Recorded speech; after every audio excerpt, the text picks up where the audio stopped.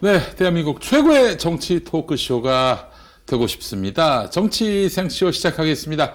자, 오늘 함께 해주시는 두 분 최고의 패널 먼저 소개하겠습니다. 우리 박진영 숙명여대 개원 교수님 나와 계시죠? 네. 내려가겠습니다. 네. 좀 그만해. 예. 자, 어서 오십시오. 감사합니다. 아이고, 세상에. 아이고, 그렇게 요란하게 내려오시나. 아이고, 네. 우리 박진영 교수님. 아, 오늘 안경 쓰고 오셨네요. 반갑습니다. 네. 어서 오십시오. 네, 우리 박진영 교수님 오셨습니다. 자, 이번에는 이은영 휴먼앤데이터 소장님 모시겠습니다. 어서 오십시오. 예. 아이고. 이거 이렇게 오늘 요란하게 내려오시나. 예, 어서 오십시오. 감사합니다. 우리 이은영 소장님까지 또 함께 하셨습니다. 자, 오늘 정치 생쇼. 네, 12월에 이제 세 번째 주인가요, 오늘? 야, 근데 두 번째 주인가? 정치 예. 생쇼만 빨리 와요. 아, 글쎄 말이에요. 정치생 씨가 제일 기다려야 돼. 네, 이제 12월도 다 가고 있는데, 예산안이 12월 15일, 12월 네네네. 15일로 이제 예고했어요. 김진표 국회의장이. 근데 지금 뭐 안 되는 이유가 뭡니까, 지금? 예산안 처리요? 예. 지금 몇 가지 쟁점이 있는 것 같은데. 그 부자 감세, 법안처리랑, 예, 부자 감세. 감세랑, 지금 저 여당에서는 그렇게 밀어붙이고 있는 네. 상황인 것 같고. 그리고 지금 삭감 내용이 굉장히 좀 커요, 범위가. 그래서 그거에 대해서 지금 수용을 안 하는 거 같아요. 아. 민주당, 야당이 삭감한 내용액이 너무 커가지고. 예. 원래 야당은 삭감하는 거예요. 예. 근데 저 박진영 교수님. 예. 만약에 야당이 삭감한단 말이죠. 예. 그 대통령이 싫어. 이러면 또 그 정부안이 관철되는 겁니까? 어떻습니까? 아니죠. 그건 안 될 것 같은데. 안 되는 거죠. 수정안을 내야죠. 아, 수정안을 내게 돼 정부가 있죠. 수정안 내고 안 되면 그냥 민주당 안으로 그냥 가는 거 아니에요? 그거는 이제 표결해서 통과시켜야 되는 건데. 아니, 표결이 뭐 당연히 민주당이 다수니까, 압도적 다수니까. 저는 근데 뭐 그럴 필요는 없다는 생각이 들어요. 예산안은 그냥 세게 깎아놓고 예. 세게 깎아서 이제 정부도 던져줘 버리고 예. 받든지 말든지 알아서 해. 이렇게 네. 해야 되는 거예요, 야당은. 네, 그렇지. 그러면 이제 준예산으로 가는 거잖아요. 그럼 저거 알아서 하겠지 뭐. 내가 왜 윤석열 정부 걱정해줘야 돼요? 예. 그런 생각, 그렇게 저는 배짱으로 가야 된다고 생각하는 그런 사람이에요. 배짱으로. 그래요. 참 야당이 되니까 불편한 게 많습니다. 뭐 할 수 있는 게 별로 없어요, 보니까. 아니, 원래 야당은 할 수 있는 게 없어요. 대통령제 국가인데. 네. 어쩔 수 없는 현실이에요. 그런데 참, 지금 대한민국에서 여당 걱정을 여당보다도 야당이 더 많이 하는 것 같아요. 박홍근 원내대표가. 뭐 착해서 그렇지 뭐. 정말 정치인은 착한 사람이 하는 게 아니다라는 걸 제가 다시 한 번 더 느낍니다. 예. 착한 사람보다는 강한 사람이 해야 한다. 예. 다음 원내대표가 누가 나올지 진짜 다음 원내대표 중요하다고 하는. 옛날에 그 민기획의 박성민 씨가 정치 컨설팅 1세대잖아요. 네. 그분이 썼던 책이 베스트셀러였거든. 네. 강한 것이 옳은 것을 이긴다. 그러네. 맞는 말이네. 예. 그 양반의 이야기 중에 또 제가 가장 또 무릎을 쳤던 것이 뭐냐면은 75%의 법칙. 야, 과반수는 뭐 다수일 수는 있어도 그게 전체 또 국민의 또 민의를 상징할 수는 없는 거기 때문에 한 75%의 국민이 동의하는 것은 무조건 다 이제 밀고 가도 된다. 이런 주장이었어요. 쉽게 얘기해서. 그거는 이제 그분 주장이 아니고 예. 보통 이제 내각제 국가에서 네. 지지율 25% 미만 떨어지면 내각 해산하거든요. 그 4명 중에 3명이라는 네. 그런 뜻이에요. 아, 그래요? 네. 박성민 고유의 의견인 줄 알았더니 그게 아니었군요. 75%. 그래서 네. 의원 내각제를 지금 이야기하는 사람들이 그 지점 때문에 25% 되면 자동 해산을 시킬 수 있기 때문에 의원 내각제를 해야 된다 이 얘기를 하고 있더라고요. 지금 근데 저는 지금 현재 여론조사를 믿지 않아요. 현재 여론조사를 믿지 않는데 섬세하게 여론조사하면은 윤석열 정부의 실제 지지율은 저는 20% 언저릴 거라고 봐요. 그래 보입니다. 지금 이 3 4% 나오는 과표집된 거라고 저는 생각합니다. 왜 과표집이 될까요? 아니 보수가 활성화돼 있죠. 보수가 열심히 전화를 받는다? 예, 활성화돼 있죠. 그거는 하루 이틀의 문제가 아니고 예를 들자면 우리가 80년대 후반 90년대 초반 이럴 때 여론조사 전화 받는다고 싶다. 진보층들이 엄청나게 열심히 전화 받아요. 그럴 때는 진보적 시민운동이라든가 진보적 대중운동이 사회적 운동의 주류를 이룰 때입니다. 근데 어느 순간에 한국에서 보수적 대중운동이 일어난 거예요. 아스팔트라고 하는. 그런 사람들이 일어나고 유튜버들이 거기에 대해서 계속해서 붐업을 하고 가스라이팅 하면서 이 사람들이 정치적 활성도가 과도하게 높아져 있는 상황인 거죠.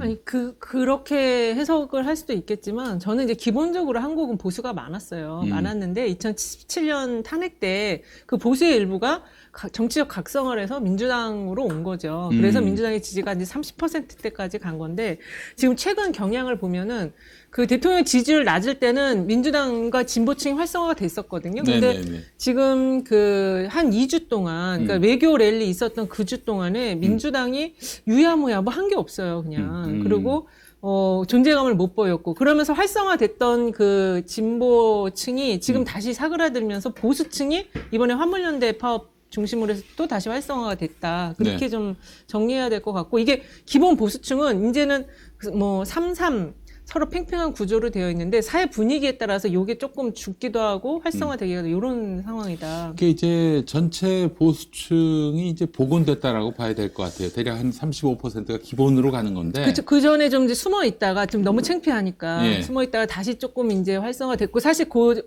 과정에서 그 이제 진보층이 좀 실망도 하고 뭐 너무 이제 지치기도 하고 계속 이제 동력을 불어 넣어줬는데 민주당이 이걸 받아앉질 못하는 과정에서 좀 지치면서 사그라드는 거였고 그거에 또 결정적인 거는 그 계속되는 수사죠. 그 이재명 대표에 대한 계속된 수사. 저는 한국에 지금 그 윤석열 대통령 지지하는 분들은 보수 아니라고 봐요, 그냥. 극우 또는 그냥 민주당이나 진보가 싫은 거예요.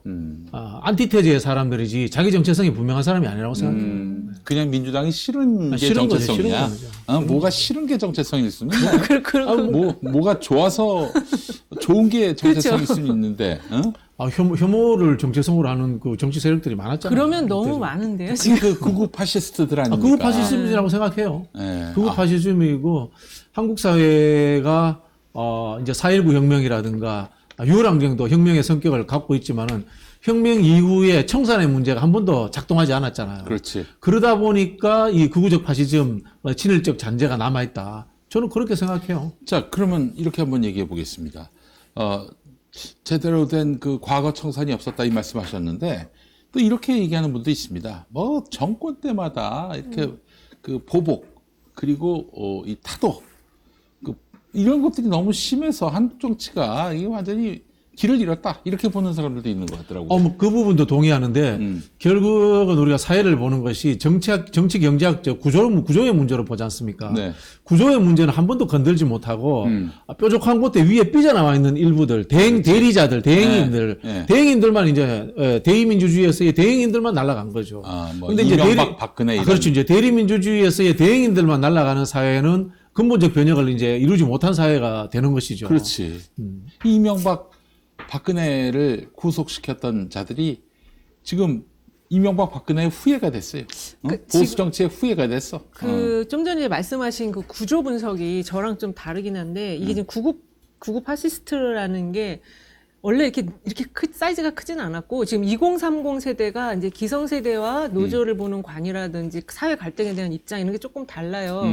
그래서 이제 그 세력이 커진 상황, 그 세력이 있는데 그걸 민주당이 지금 흡수를 못 하고 있는 거죠. 네. 오히려 그거를 이제 이대남 이대녀라고 그래서 그 보수 쪽에서 일부 흡수를 했던 거고 네. 지금 이 과정을 저는 이제 저도 너무 이게 좀 지친 상황이어갖고 분석을 좀 해봤어요. 그러니까 어느 정권이나 정권 교체가 일어나면 전 정부에 대한 어떤 그 반작용을 할 수밖에 없거든요. 전 정부에 대한 심판. 그래서 자기 정당성을 확보하는. 그렇죠. 그래서 자기 정당성을 확보하는데 지금 이 윤석열 정부는 정치를 해본 적이 없는 그냥 수사 집단이잖아요. 그러니까 할 줄 아는 게 전 정부에 대한 수사만 지금 하는 건데 이것도 국민들이 참아주는 시간이 있는 거예요. 6개월 이상 계속 저렇게 수사를 하고 있으면 그다음엔 다시 국민의 진짜 역풍과 반작용이 생긴다.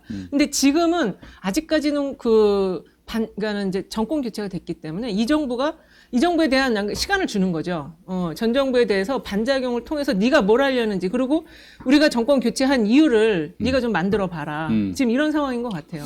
이게 계속되는 검찰 수사, 특히 야당에 대한 전 정부에 대한 그런 수사를 통해서 국민들이 일단 지켜보는 거야. 일단은 역대 정부에서 정권 교체 됐을 때 이제 그 전 정부에 대한 반작용을 새 정부가 이제 자기 정당성을 위해서 만들잖아요. 네. 수사를 한 정부는 없어요. 이 정부가 처음으로 하는 거예요. 이게 노골적인 수사. 오늘도 지금 보면 다 잡혀가잖아요. 지금 다 소환되잖아요. 네.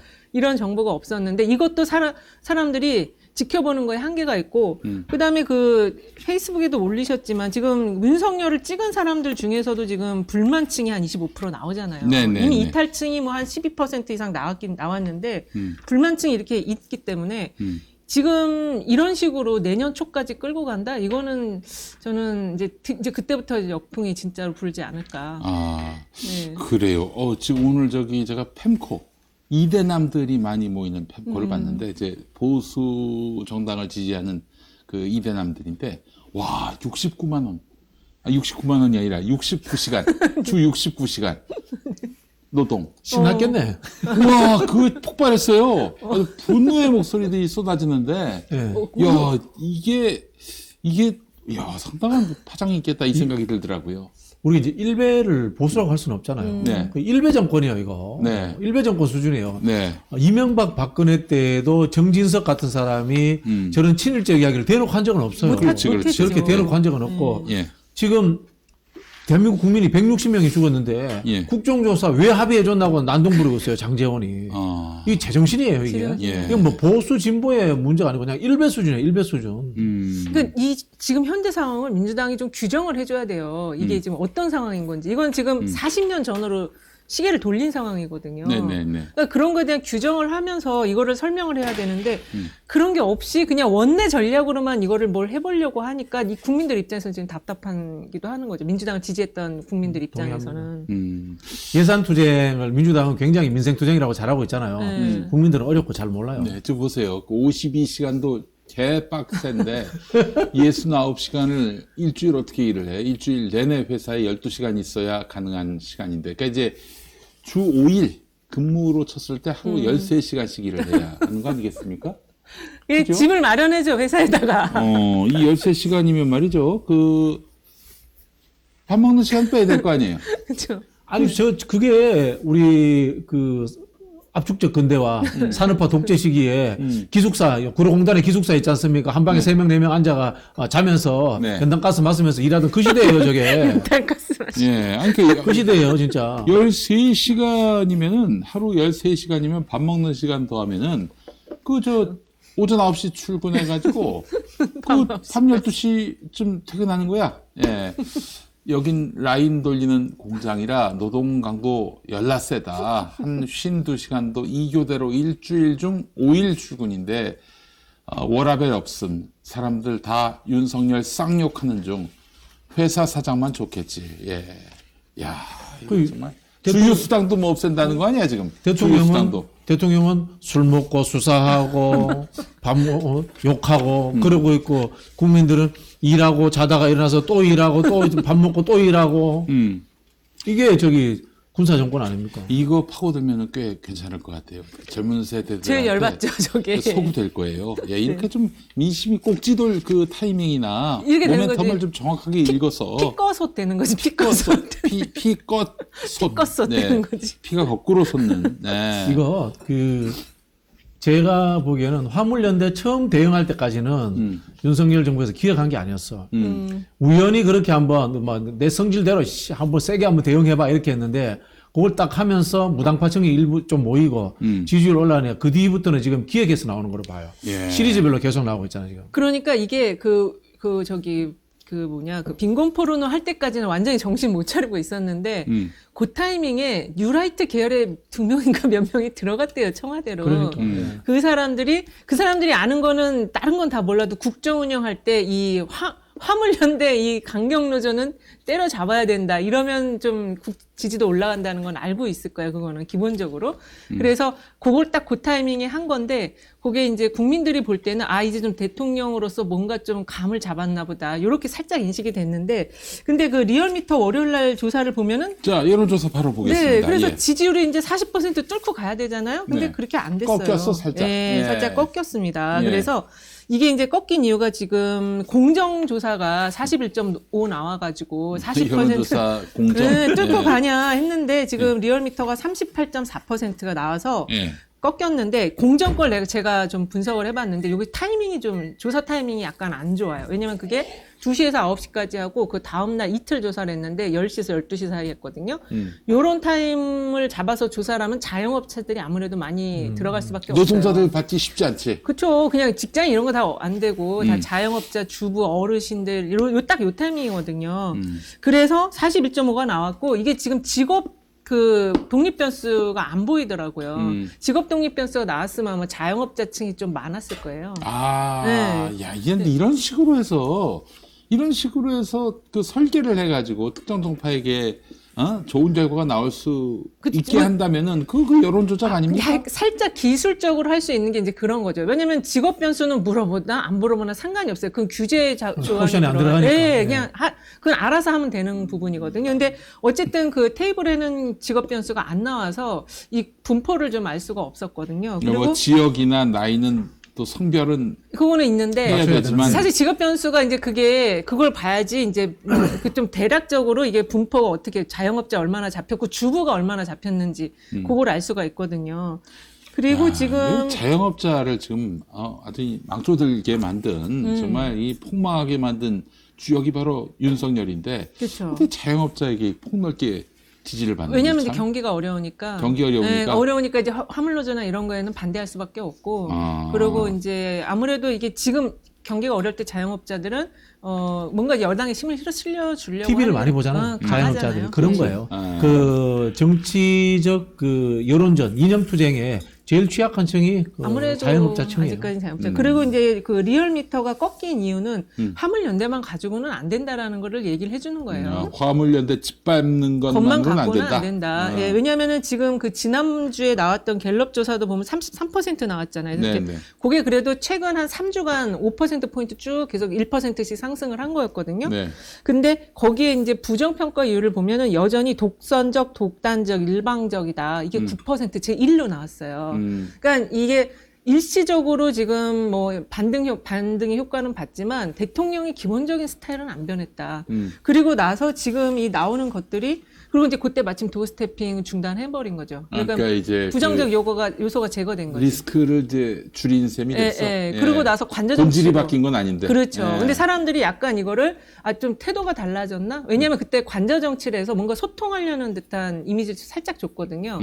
근데 그 뒤에 이제 계속 나오는 말이나 이런 것들이 역시 안 바뀌었구나. 그대로구나. 안 바뀌었어요. 부정평가는 몇 퍼센트 정도 나와요? 부정평가는 지금 여전히 60%대. 그 중에 이제 강한 부정은 몇 퍼센트 나와요? 강호정은 50% 넘죠. 50%? 네네. 그 이게 요걸 보고 민주당이 전략을 짜야 되는 거예요. 그렇지. 아니 지금 강한 부정이 있을 때는 예. 무당파층을 보고 전략을 짤 필요가 없어요. 네. 그렇지. 그럴 때는 강한 지금 전략을 짜줘야 되는 거예요. 그렇지. 이게 지금 그 말씀하신 것처럼 이거 완전히 결집돼 있잖아요. 수사 때문에. 그러면 여기서의 중도라는 거는 사실 중도는 선거 때 움직이는 거예요. 선거 가까웠을 때. 네. 그러니까 지금은 이 결집된 이 지지층을 떨어뜨리지 않는 게 중요한 거죠. 근데 지금 민주당이 이 부분을 지금 조금 간과하고 뭔가 우왕좌왕하고 있어요. 지금 요 사이에서.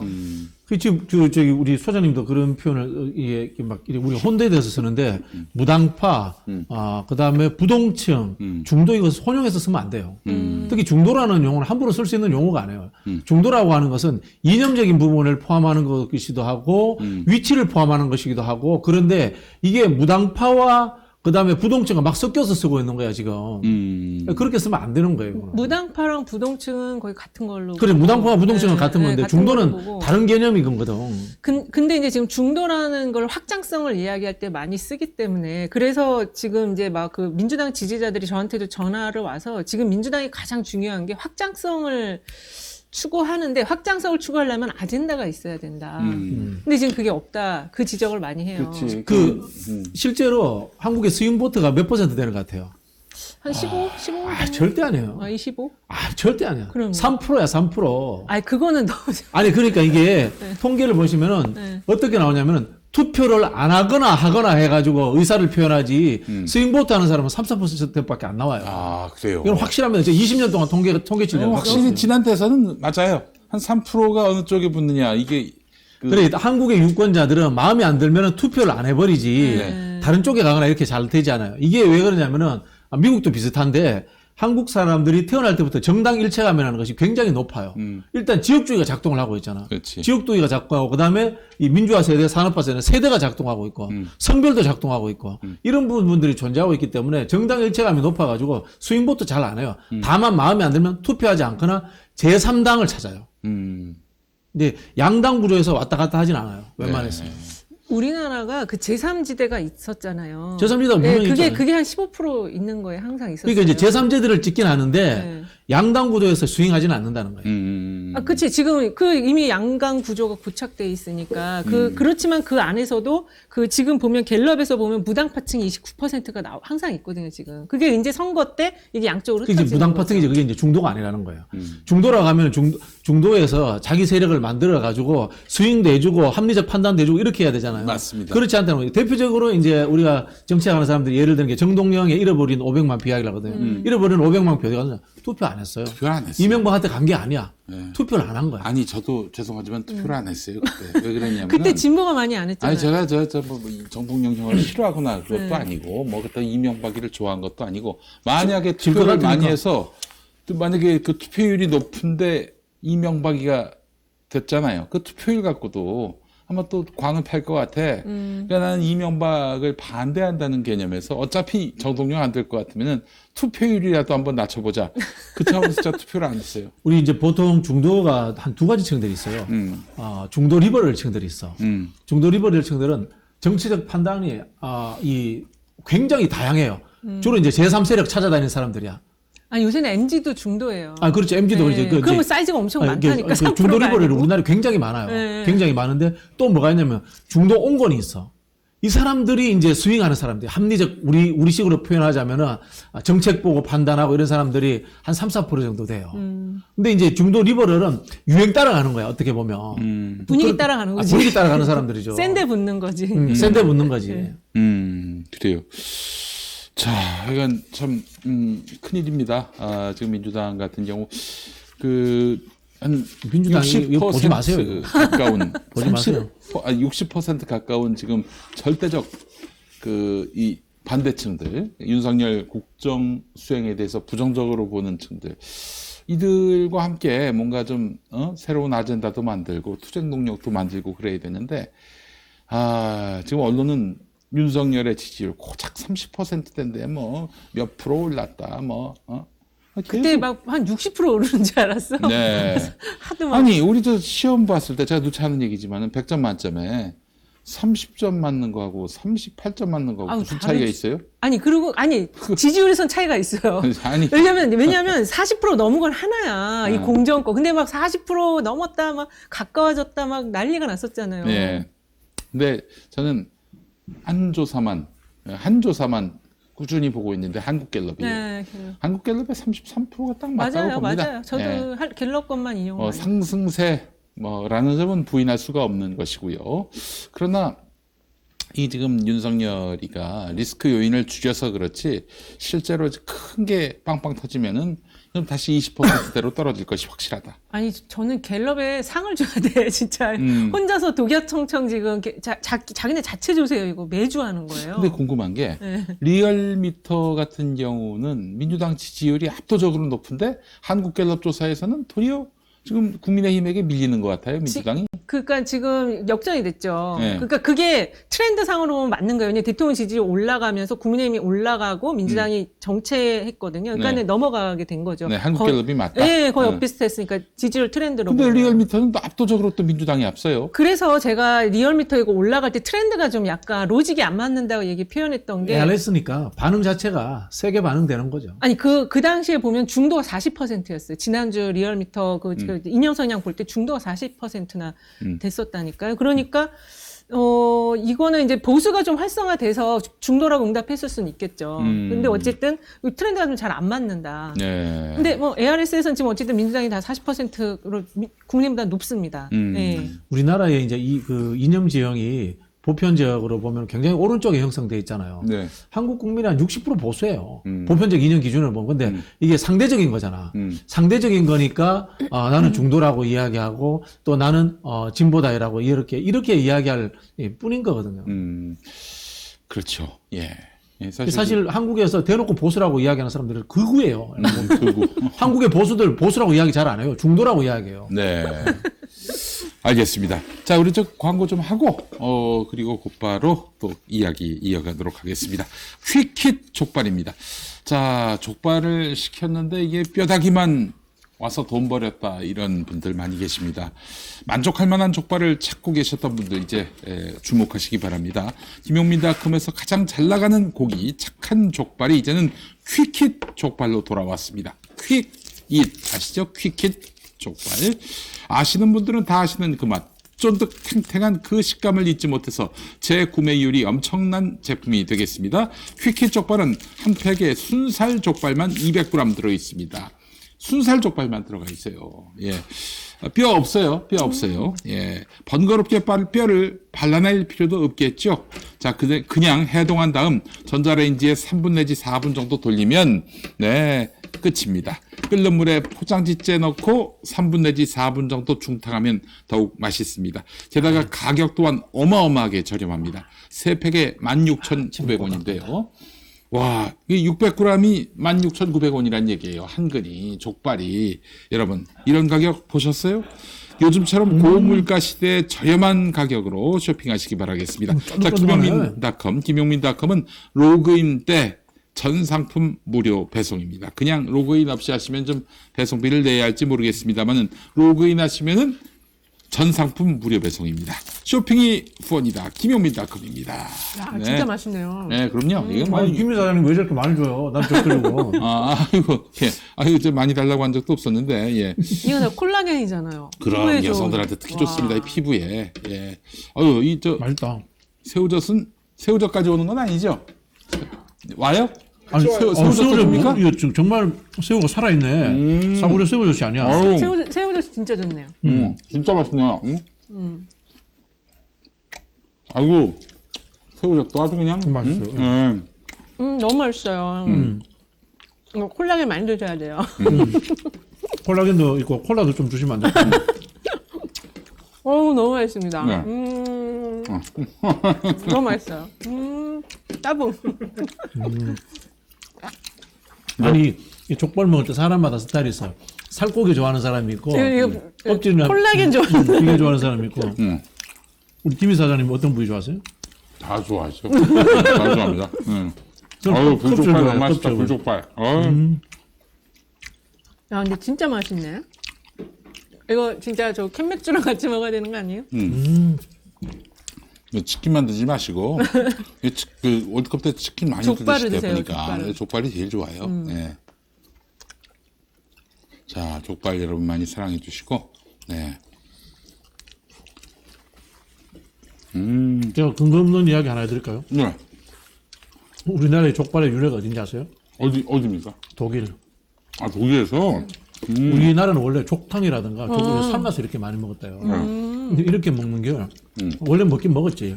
근데 독일에 갔던 광부들이 돌아오면서 아이고. 독일에 먹는 거하고 우리나라에 그 고대 옛날부터 먹던 거하고 짬뽕에서 이렇게 먹었다라는 썰이 있습니다. 네. 제 이야기 아니고 장충동 그 족발집의 할머니가 그 이야기 하시더라고요. 아, 그래요.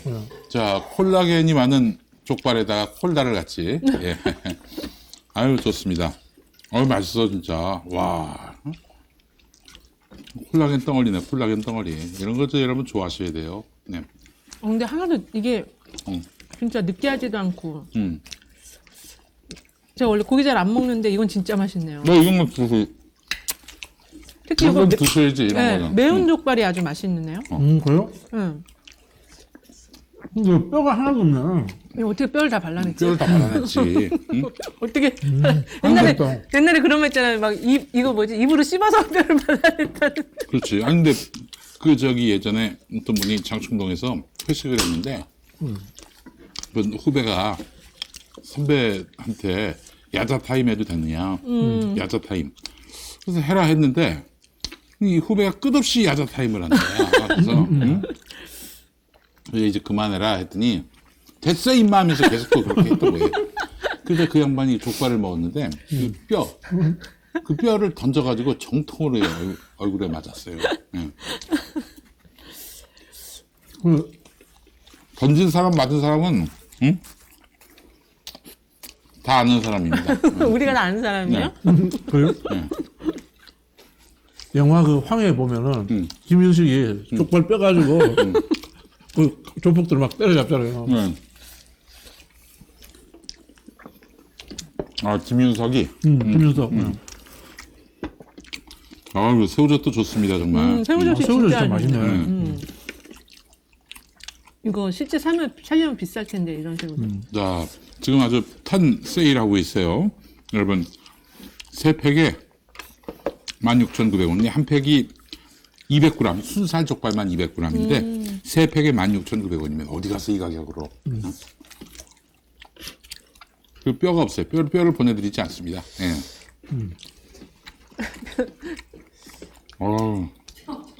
예? 왜? 족발 때리고 있어. 저러면 저는 멧돼지 아니에요? 진짜 큰 거네. 아니 진짜 저 양반 연기 잘해. 박 교수님 진짜 맛있게 드시네요.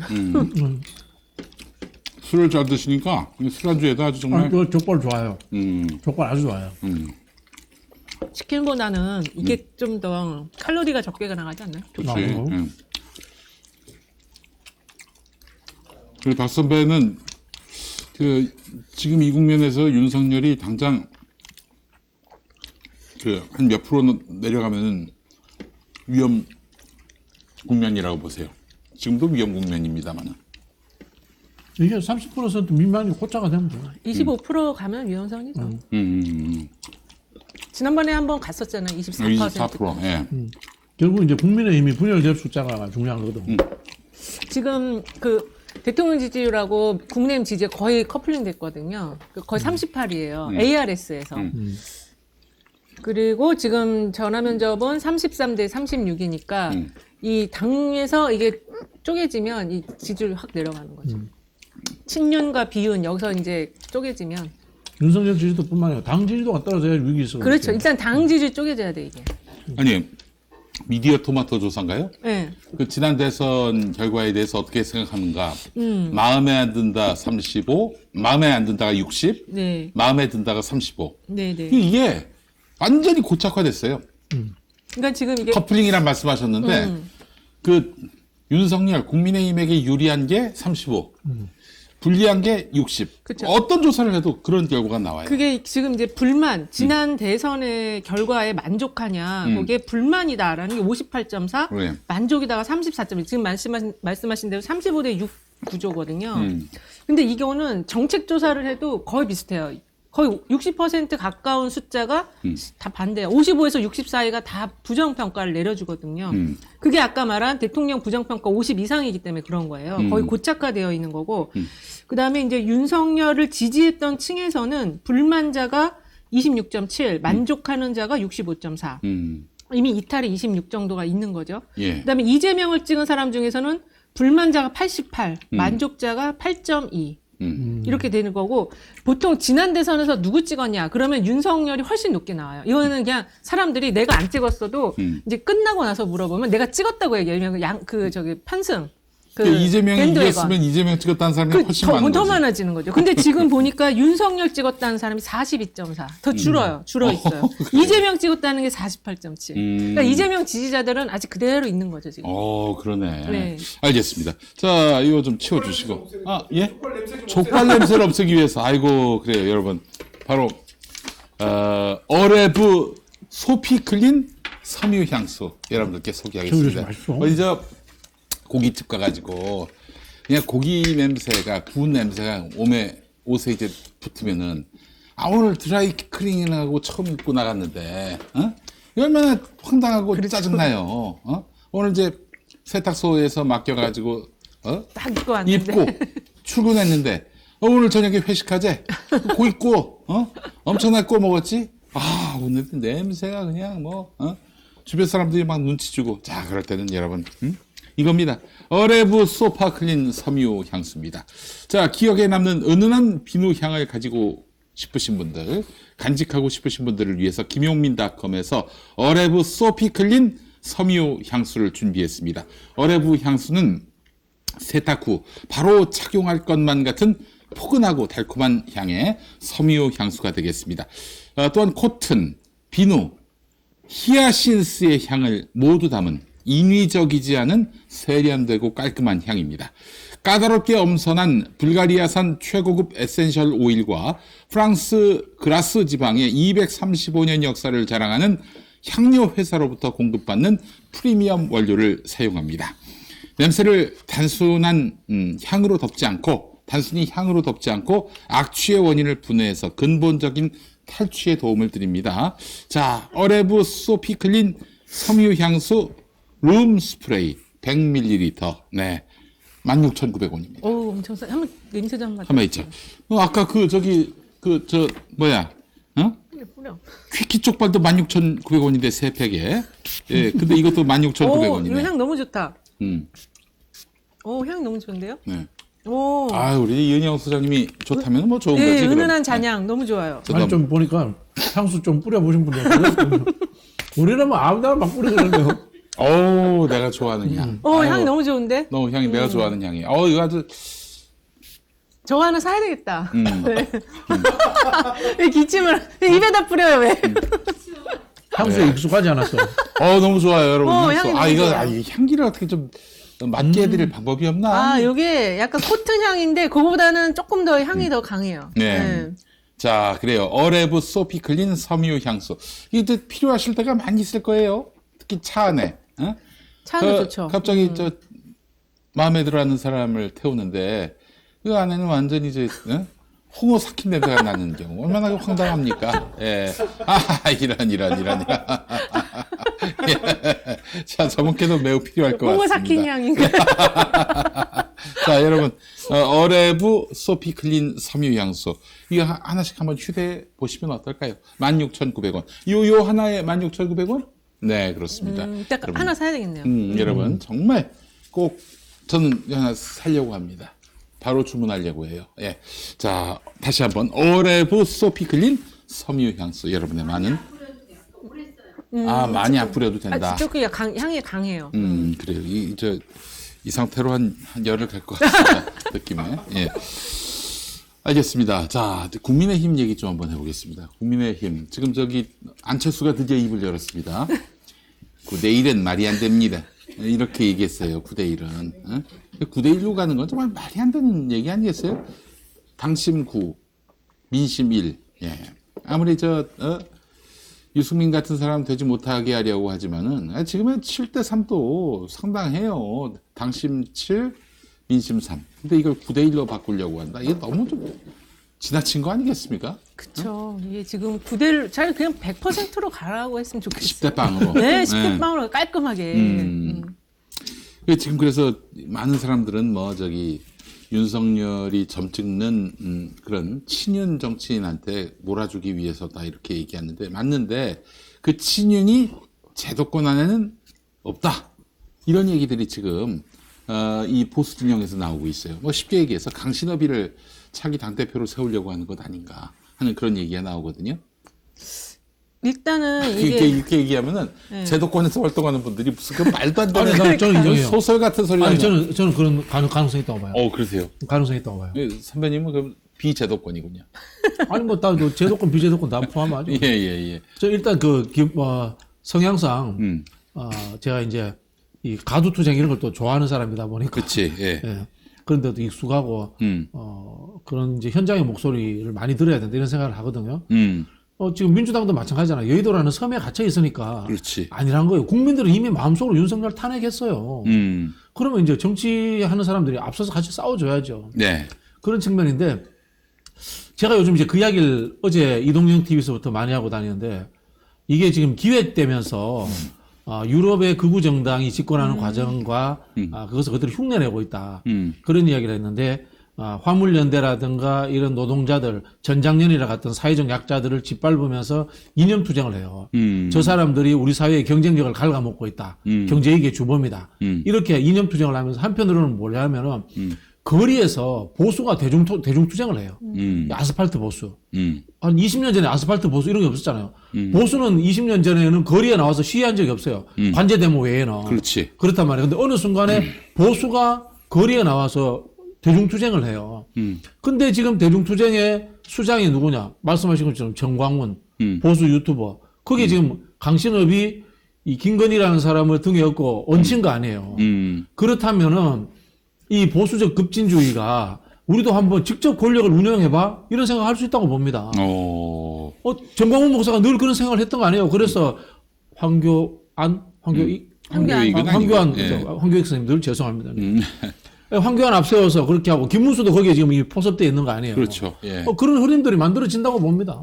아니 원래 그 아스팔트 보수는 진짜 극단이었는데 네. 이게 김건희라는 그 윤석열이라는 이 후보가 대선 매개체를 후보가 타고 이제 들어온 거죠. 그거랑 결합이 된 게 왜냐면 자기 지지세가 없으니까 그쪽하고 손을 잡았는데 목소리는 커도 깽가리 소리가 크지만 그게 뭐 아름답게 들리지 않지. 그렇죠. 그리고 극단이기 때문에 그건 좀 어렵고 지금 국면에서 중요하게 봐야 되는 거는 역시 장제원이죠. 장제원이 어떻게 지금 다시 복귀가 됐냐. 왜냐면 여름에도 뭐 관광차 뭐 돌려가지고 3,000명 만들려고 했었다가 못하게 해갖고 꽉 났잖아요. 네. 그 윤석열이 지난번에 이제 4명 만났잖아요. 네. 4명 만났는데 윤한홍, 이철규는 심부름 해준 사람이거든요. 그냥.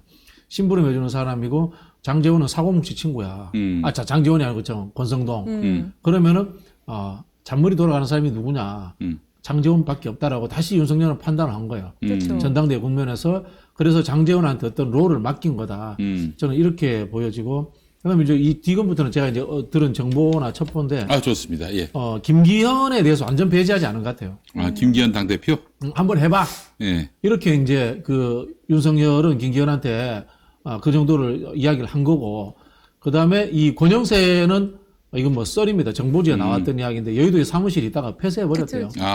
폐쇄해버렸대요. 용산 참사, 이태원 참사 12구 참사 생기면서 그렇고. 예. 원희룡은 원래 윤석열이 믿지 않는 사람이고 원희룡 나경원은 자 그런 상황이고 안철수도 믿지 않겠죠. 안 믿겠지. 거기는 그냥 이거죠. 그런 상황에서 한번 보는 거예요. 보는데 거기에 판을 돌리는 중요한 이 변수로서 강신업을 한번 집어넣어 보는 거야. 강신업을 집어넣어 가지고 강신업이 뜨면 그대로 가는 거예요. 강신업으로 가는 거예요. 그럼 너무 좋은데? 근데 강신업을 집어넣어서 뜨지 않는데, 그러면 어떻게 하냐면, 강신업이 판을 정리하는 도구로서의 역할을 할 수 있는 거예요. 강신업이 누구한테, 김기현한테 힘을 실어준다. 또는 권영세한테 힘을 실어준다. 권성동도 하고 싶어 하잖아요. 권성동한테 힘을 실어준다. 그렇게 해서 유승민을 이길 수 있는 대세가 형성되면은 그 도구로서 강신업을 쓰려고 한다라는 이 두 가지 방법을 가지고 지금 전략을 짜고 있다. 그렇게 보여집니다. 김기현이 못 뜨면은 강신업으로 가겠네요. 제가 봤을 때는 거꾸로. 강신업이 못 뜨면은 김기현으로 가는 게 아니라 김기현이 못 뜨면 강신업으로 가지 않을까요? 그렇게 갈 수도 있고 강신업이 뜨면 강신업으로 갈 수도 있는 거죠. 아니, 그렇지. 그거는 그러면 민주당한테는 땡큐죠. 강신업이 대표가 되면. 아니 근데 땡큐야. 이제 그 변희재 씨가 음. 땡큐라고 말하는 사람들은 좀 각성해야 한다. 왜, 아니 아주 그냥 극악한 파시즘으로 갈 텐데. 그렇죠. 그 제가 그 금태섭이 얘기했잖아요. 우익 파시즘이 올 그래서 수도 제가 있다. 이제 그 얘기했죠. 근데 네. 우리가 잘 알아야 돼요. 히틀러가 선거로 집권하거든요. 몇 퍼센트 득표했는지 아세요? 37% 득표합니다. 우와. 그러면 어떻게 그게 가능했느냐? 예. 다른 정치 세력들을 흩어버려요. 우리 그 분할 통치, 디바이드 앤 룰이라고 하잖아요. 그죠? 예. 그런 작전을 써가지고 분할시켜버려요. 그래서 지금 오늘 아침에 나온 안민석 의원 말씀은 그게 이제 천공 내부자들 얘기가 천공이 윤석열한테 민주당 분당을 주문했다는 거예요. 천공이 윤석열한테? 네. 그 내부자들 이야기를 안민석 의원이 듣고 우리 방송에서 전언하기를 천공이 윤석열이한테 그 분당. 그 국내는 분당하자? 아니, 민주당 분당 방법을 민주당. 찾아봐라. 민주당을 분당할 방법을 찾아봐라? 네. 그게 지금 아니 방법을 찾아봐라라는 그런 고차원적 용어를 쓰는 우리 천공이 아니고 그냥 분당시켜라 뭐 이렇게 네, 얘기했겠지. 네. 일산, 성남, 분당 뭐 그런 수준이긴 한데 저기에는 또 김한길이 있단 말이야. 그렇지. 그걸 우리가 잊으면 안 돼요. 잊으면 안 된다는 말씀을 드리고 싶고. 그러면 이제 저기 호남 쪽에 좀 낡은 우리가 수박이라고 불리는 이런 정치인들 데려다가 신당 창당할 수도 있겠네. 그래서 저기 박주선 총리설이 늘 나오잖아요. 박주선 총리설도 나오고 있는 거고 이게 맞물려 있어요. 맞물려 있는 게 우리 입장에서는 윤석열을 포위해서 쓰러뜨리기 위해서 다양한 연대를 위해서 국민의힘이 분당되는 걸 바라고 있단 말이야. 역으로 국민의힘에서는 35% 7% 가지고도 자기들이 다시 집권하고 다시 또 윤석열의 퇴임물을 보장받을 수 있는 그런 구조를 또 원한단 말이에요. 그리고 또 일부 또 수박들은 내각제도 원한단 말이에요. 이게 막 뒤섞여 있어요. 그런 상황에서 그런 수준의 정치 기획 해볼 만하다고 봅니다. 아니 근데 저는 그 강신업이나 무슨 천공이 이런 사람들이 하는 얘기에 이게 구조가 바뀔 수 있는 건 아니에요. 우리나라 탄핵한 나라예요. 대통령을 다 감옥에 보낸 국민이기 때문에 그건 있을 수가 없고. 알죠. 네, 그거는 있을 수장님. 수가 없고. 저는 그 한국 사회의 보수들의 합리성을 믿지 않습니다. 아니 보수들의 합리성이라기보다 지금 너무 극단을 우리가 지금 너무 과장되게 지금 보고 있는 거라는 거지 내 말은. 아니 윤석열이 대통령이 아니 되는 우리가 나라야, 이게. 지지난주까지만 해도 민주당이 지금 200석 될까봐 걱정하셨잖아 지난주. 아니 그래 이제 그게 구조가 그대로 되면 그렇다는 건데 이 구조가 그대로 유지가 되면 200석 되는 건데 지금 우리가 네. 그 뒷짐지고 있지 않듯이 똑같이 윤석열도 뒷짐지고 있지 않을 거예요. 민주당을 깨기 위해서 수많은 이 작당들을 할 거예요. 저기 민주당 분당하기 전에 저쪽이 먼저 분당되고요. 저쪽이 지금 71대 지금 6대4 구조로 이게 나뉘어져 있잖아요. 근데 이제 여기를 지금 정봉주 의원이 맨날 하는 얘기가 그거잖아요. 여기 40을 위해서 중대선거구제라는 어떤 뭐랄까 이 그물을 던져야 된다 지금 얘기를 계속 하고 있는 거잖아요. 근데 이제 제가 훨씬 전문가 아니겠습니까? 그 부분에 있어서 이건 이제 거대 양당제의 적대적 상호의존이라고 하거든요. 서로가 사실은 적대적 공존이지. 적대적 공존이죠. 네. 한쪽 진영을 다 먹는 거야. 비합리적인 정치를 하면서 그런 의존이 되어 있는데 하나가 깨지면 옆에 또 같이 깨져요. 아니 그러기 쉽지 않아요. 왜냐하면 지금 아까도 말씀을 드렸다시피 지금 이재명 대표를 중심으로 전선에서 이탈을 할 수가 없어요. 왜냐하면 전선을 이탈하려면 대선 주자가 있어야 돼요. 그렇지 저쪽에 근데- 이재명의 필적. 네, 필적한 네. 대선 주자가 있어야지 이탈이 되는데 안 그러면 다 나가는 순간 죽어요. 바로 그렇지. 총선에서. 윤영찬이 그 주저하는 이유도 그렇죠. 거기 있는 거 아니겠어요? 그거는 다 아는 거야 지금. 왜냐면 이게 지금 민주당 지지 결집이 그건 너무 동의. 간 거예요. 그건 왜냐면 동의합니다. 너무 때리니까 지금. 그래서 그거를 지금 할 수가 없는데 이제 지금 중대선거구제를 지금 일각에서 지금 지방 다니면서 돌고 있잖아요. 그 여론몰이를 하고 있는데 제가 그것 때문에 저는 솔깃했어요. 왜냐하면 저쪽과 함께 뭔가를 만들어야 된다.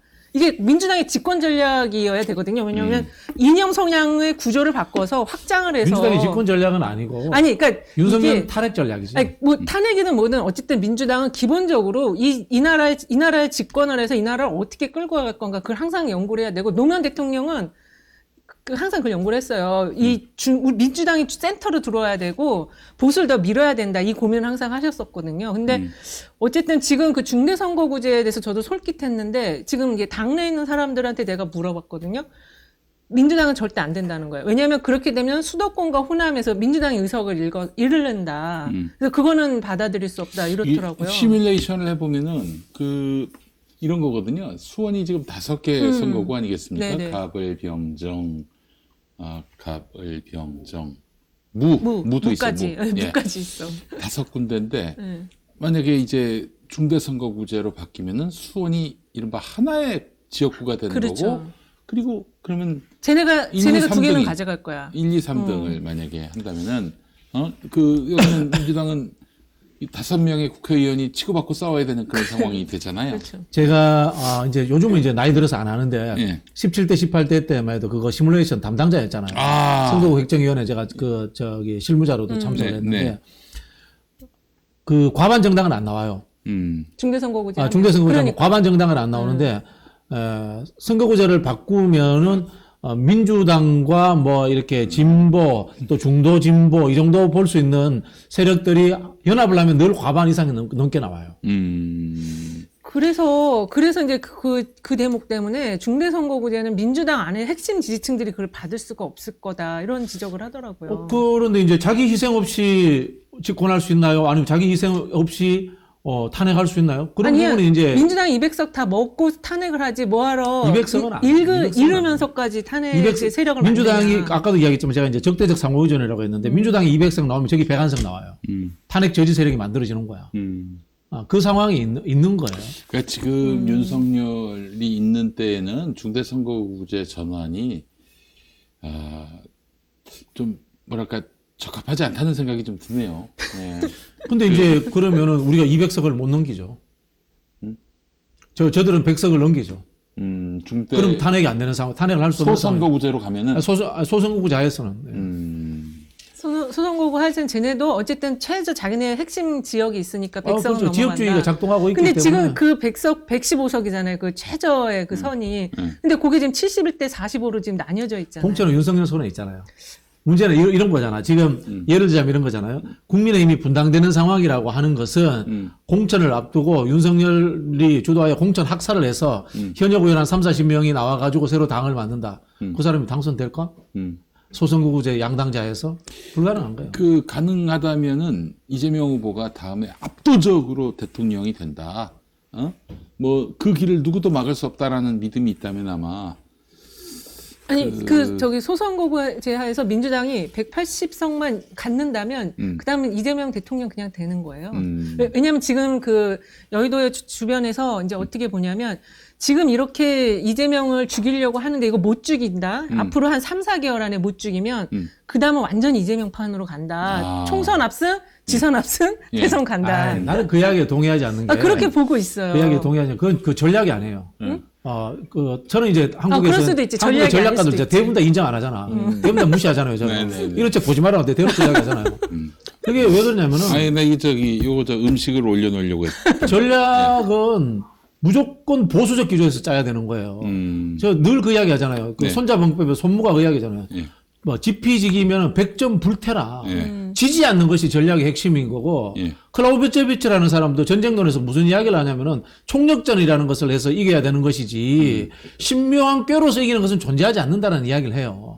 그게 핵심이에요. 왜냐면은 우리가 생각하는 만큼 상대도 생각하고 내가 머리 굴리는 만큼 상대방도 머리 굴리는 거예요. 이게 똑같은 거예요. 근데 지금 수많은 전략한다는 사람들이 생각이 뭔가 하면 윤석열은 바보야라고 가정해놓고 그 속에서만 생각을 하는 거예요. 아니, 그렇게 짜면 안 되는 거예요. 바보가 그러면. 아니고 윤석열은 수사만 하는 사람. 그렇지만은 네. 자기의 목숨을 연장하는 영역에 들어오면은 달라질 수 있다는 가정을 가지고 우리가 전략을 짜야 되는 거예요. 그런 사람이 어떻게 강신업을 대표? 아니 그것도 이제 자기들도 나름대로 해보는 전략일 거야. 네. 별별 생각을 다 할 거예요. 그러면은 우리도 아마 똑같이.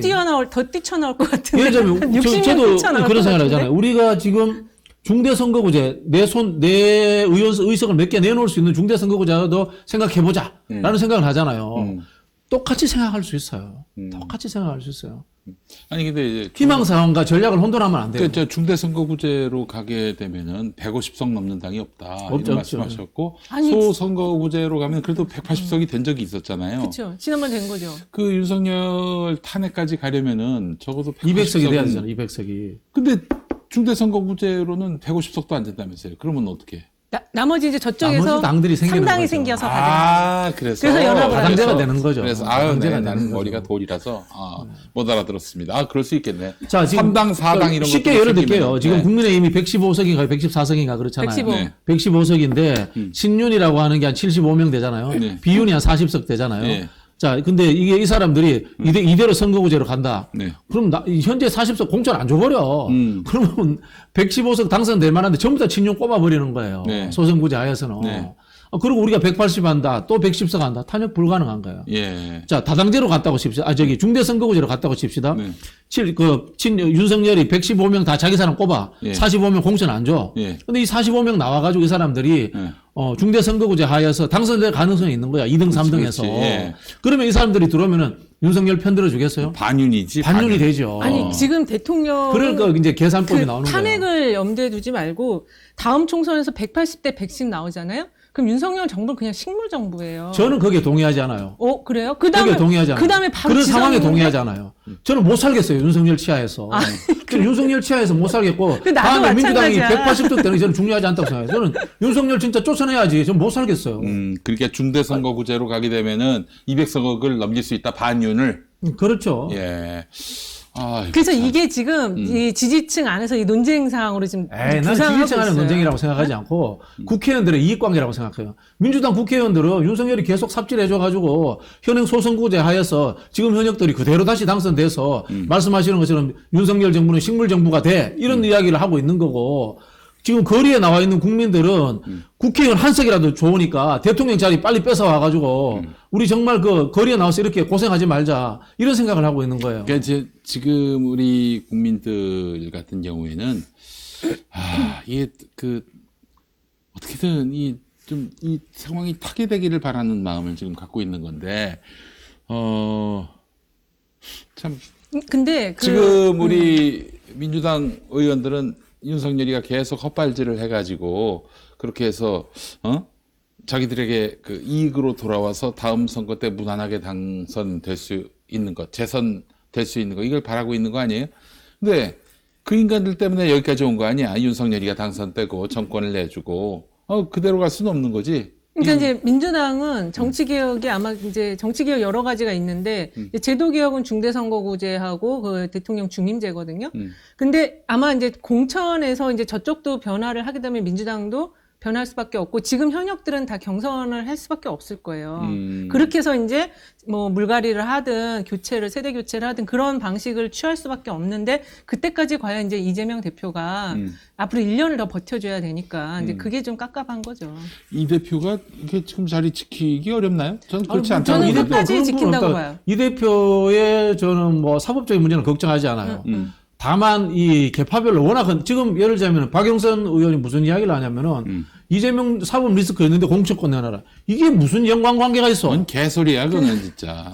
결국은 김종민이든 모든 사람이 하는 이야기는 이재명 대표 보고 공천권 내놓으세요. 그 얘기지. 그 이야기를 지금 하고 있는 건 저 공천 주세요. 그 이야기를 하는 자기들이 거거든. 다음에 공천 받아야겠습니다. 그 얘기예요. 그 이야기를 하고 있는 거예요. 그러니까 그러면은 결국은 이 사람들은 이건 거예요. 이재명을 협박해가지고 내가 다음에 공천 받고 이재명은 그냥 안위를 나는 더 이상 안 흔들게 이런 타협을 하자라고 계속해서 늘 이제 그런 식으로 정치를 하고 있는 거거든 정치를. 늘 그런 식으로. 근데 이 상황은 뭔가 하면 당이 혁신되지 않는 상황이잖아요. 그럼 혁신되지 않는 상황은 뭡니까? 이재명 대표 입장에서는 대선 가도를 가는 상황에서 그 좋은 마일리지를 찾지 못하는 상황인 거예요. 어차피 이제 지금 그런 말씀을 하신 분들은 이미 이제 자기 역할 어떤 정치사 속에서 자기 역할 어느 정도 이제 끝이 나신 분들이고 이제 결국 그 사람들과 손을 잡을 건지 말지는 이재명 대표의 선택이에요. 그리고 이재명 대표가 지금 상황이면은 저도 지금 저한테 그런 걸 질문을 많이 하는 사람들한테도 저도 얘기하는 게 무조건 공천권 끝까지 가져가신다. 그러면 변화가 있을 수밖에 없거든요. 그러니까 그래서 지금 이 정당 지지율을 볼 때 중요한 게 안 빠지는 게 중요한 거예요. 민주당은 지금 올라가는 게 중요한 게 아니고 32에서 뭐 4 요 사이를 유지하는 게 중요한 거죠. 원래 야당 지지율은 늘 그 정도밖에 안 돼요. 그렇지도 않아. 이게 20%까지 아래로 내려간 적도 많아요. 민주당이 그렇죠. 내려간 적은 더군다나 많죠. 지금처럼 지금 뭐 노무대 수사받아 누구 수사받아 다 불려가는데 그러니까 저쪽은 당의 이미지를 부패로 만들어서 이걸 지지율을 깨겠다라는데 지금 안 깨지고 있는 거잖아요. 이게 지금 굉장히 중요한 포인트라는 거죠. 이제 저는 일상적인 보수 정권이면은 그렇게 이제 상황이 흘러갈 수 있다고 보는데 이 사람들은 캐비넷과 수사권을 가지고 판을 완전히 깨겠다라고 하는 생각을 하는 사람들이에요. 그것도 국민들이 지금 다 지켜보고 있잖아요. 그것도 아이, 시효가 있는 거야. 저는 그 말에 동의하지 않아요. 그거를 윤석열 정부는 네. 그런 거에 연연하는 사람들이 아니에요. 그거를요 내년 4월에 선거 있죠 재보선. 그 이후까지도 계속 저러고 있다? 그러면 아마 진짜 그때는 국민들이 횃불을 들고 일어난다니까요? 그러니까 이제 우리 시효가 있어, 그것도. 이은영 소장님은 지금의 그 수사가 네. 4개월 정도 더 가면은 그때 가서 못 참아요. 국민들이 그때는 야, 그쵸.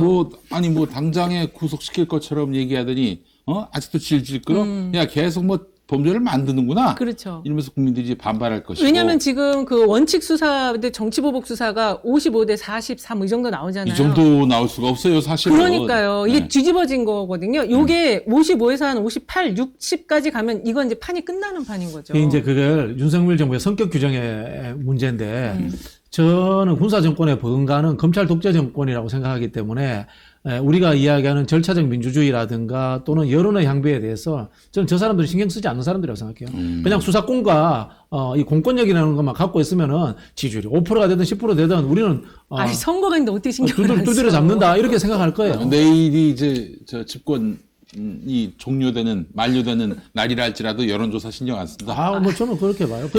자, 진짜 완전 막무가내 그냥 쓰레기들이지 진짜. 의회 자체를 국회 자체를 무시하잖아요. 네. 국회 자체를 무시하는 사람이에요. 그거는 뭐 상권분립이라든가 그런 왜냐하면 그 여사가 왜 MZ를 만나고 새마을 봉사를 왜 갔겠어요? 신경을 쓰니까 그런 걸 하는 거지. 그거는 그 개인적 취향이지.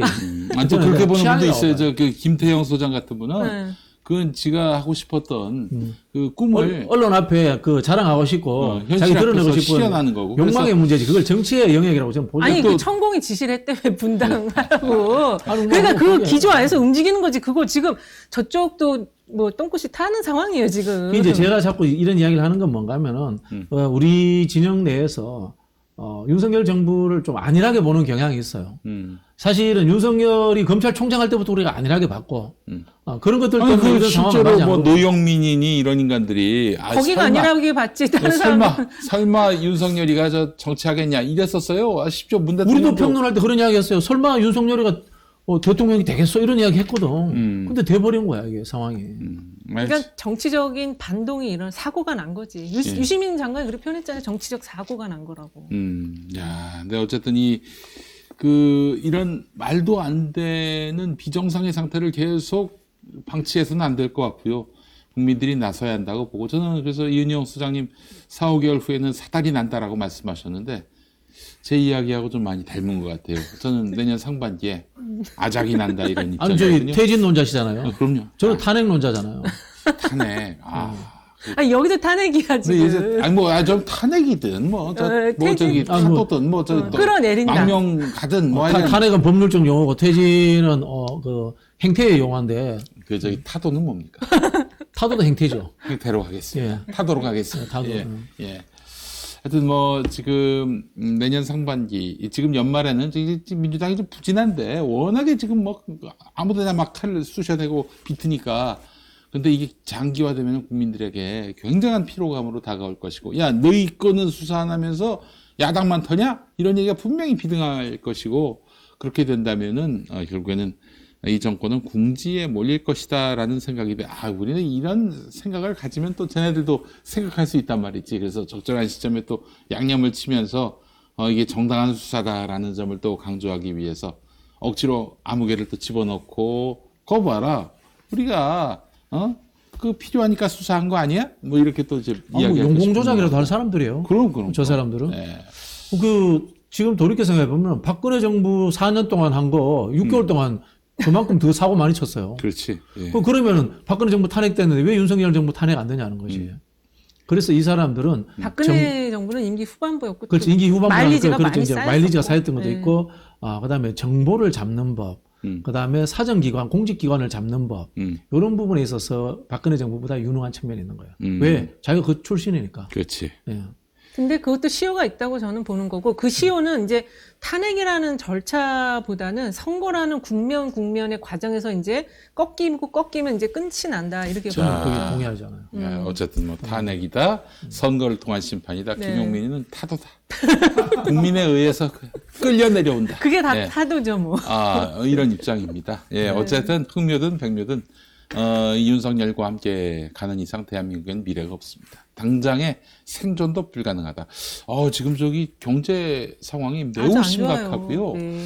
그 내년도에 미분양 물량 폭탄 터지고 회사채 돌아오면은 이 뭐 이제 건설회사들 부도나고 가겠네요. 무시무시한 그런 지금 부도 몇 개 났어요. 지금. 부도 상태가 지금 지방 건설사를 중심으로 거의 도미노식이라고 하더라고요.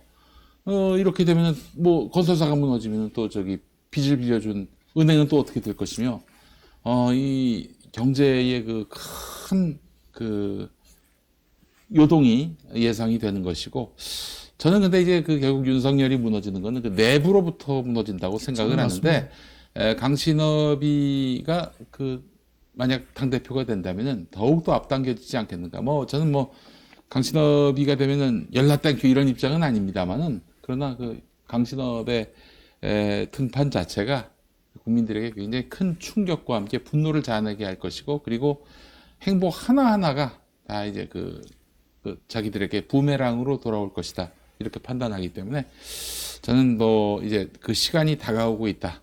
이런 또 생각을 갖게 어쨌든 됩니다. 지금 어게인 2014 되는 상황 분위기예요. 2014? 네, 2016 아니고? 2016이었나? 그 박근혜 대통령이 그 저 서청원 대표 시키려고 2014네. 14. 2014. 예. 지금 예. 딱 그 상황이 똑같아요. 그래요. 예. 서청원은 그래도 나름대로 정치력이 정치 관록이 있지. 근데 이 강신업은 그거보다 더한 거죠, 그러니까. 강신업 보니까 저기 있고 국민의당이 아니라 저 바른미래당에서 손학규 대표가 영입한 인사들은요. 맞아요. 영입했어요. 손학규하고 가까워요. 야, 이거 그럼 손학규 대표 다시 복귀되는 거야? 그럴 리는 신당 만들었어. 지금 추군이 지금 손학규입니까? 김건희니까. 네, 그렇죠. 김건희죠. 알겠습니다. 자, 오늘 또 이렇게 정치권의 그 돌아가는 맥을 짚어드렸는데, 지금 뭐 강신업 당대표가 거의 유력해 가고 있다. 네, 뭐 이렇게 보면서 이와 함께 국민의힘 윤석열 정권의 시간도 점점 단축돼 가고 있다. 이렇게 좀 정리하는 것이 옳을 것 같아요. 예. 자, 마무리하도록 하겠습니다. 이은영 소장님, 박진영 교수님 오늘 함께 해주셔서 감사하고요. 저희 다음 시간에 오겠습니다. 고맙습니다. 감사합니다.